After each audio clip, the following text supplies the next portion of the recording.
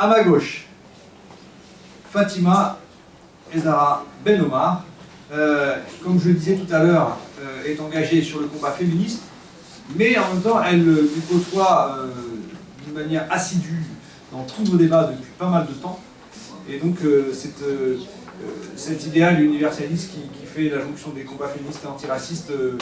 qui est à l'origine de son invitation à cette tribune. Je vais essayer de vous montrer à quel point les renoncements sur les questions de l'égalité entre les femmes et les hommes et sur les questions de genre sont non seulement de même la fachosphère, les thèmes de l'égalité entre les femmes et les hommes. Puisque c'était une table ronde sur l'éducation, je vais partir de l'exemple des fameux ABCD de l'égalité pour lutter contre le sexisme et les stéréotypes de genre à l'école, donc qui avait été présenté par Madame Belkacem, qui était à l'époque ministre des droits des femmes, avec cette thèse que, de même qu'ici on dit qu'on ne peut pas lutter contre les discriminations racistes sans déconstruire c'est quoi le logiciel raciste, et bien c'est exactement la même chose pour les femmes, on ne peut pas lutter contre les chiffres des inégalités entre les femmes et les hommes sans essayer de prendre quelle est la racine idéologique qui va justifier après des discriminations au niveau de la carrière, des violences, etc. En faisant aussi des expériences très claires sur comment on timore les filles dès le plus jeune âge, si bien qu'il y avait des expérimentations, ils couvraient les classes de feuilles de dessin, ils donnaient des stylos, les filles dessinaient dans un petit coin alors que les garçons couraient partout. Donc voilà, on était parti sur ce genre de programme-là. Et c'est une fachosphère proche de Soral, notamment Farida Belroul, qui ont commencé à mener une résistance à ce programme par des rumeurs, c'est-à-dire en disant qu'on allait enseigner la théorie du genre, qui est exactement le même équivalent que la théorie du grand remplacement, et donc qui a organisé les journées de retrait de l'école une fois par mois, ça veut dire en demandant aux parents de retirer les enfants de l'école. D'ailleurs, la Manif pour tous, qui était un petit peu down du fait d'avoir perdu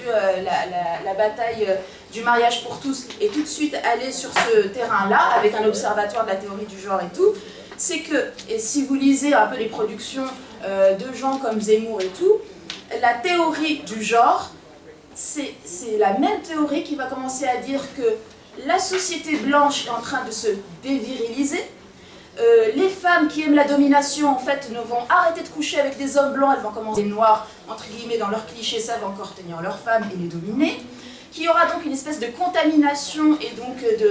on va perdre la pureté des races et notamment de la race blanche. Que nous, en France, on est tellement bêtes avec nos idées féministes qu'avec le droit à l'IVG, qu'avec le mariage homosexuel, on est en train de détruire le fondement de la famille. Et c'est ces thèses-là aussi essentialistes qui vont jouer le jeu de la thèse du grand remplacement par l'invasion barbare avec le cheval de Troie qui serait les corps des femmes. Il y a eu un recul face à la fachosphère le 25 juin 2014 où le ministre de l'Éducation nationale, à l'époque c'était Hamon, annonce que le bilan de l'expérimentation était positif. On en savait quelque chose puisqu'il avait déjà été positif en Suède et dans d'autres pays.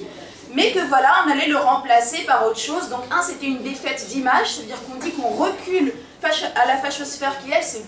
beaucoup constituée avec ces rumeurs auprès des parents d'élèves, auprès des enseignants. Je vais terminer ici puisque je m'étais engagée à ne pas faire trop long. Je pense que c'est essentiel que dans les mouvements antiracistes, on essaye de voir quels sont les terrains de convergence avec les luttes féministes, avec, là je vous ai fait une petite bride,